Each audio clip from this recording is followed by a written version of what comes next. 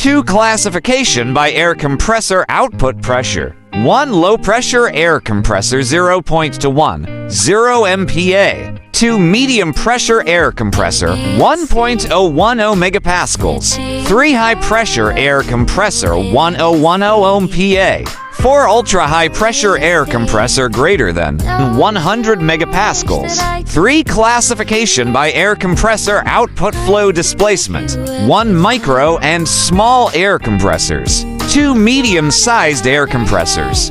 3 large air compressors. 4 according to the Cooler method. It can be divided into water-cooled and air-cooled air compressors. Water-cooled air compressors use cooling water open circulation cooling, and air-cooled air compressors use fan cooling. For more information, please click our official website and IG.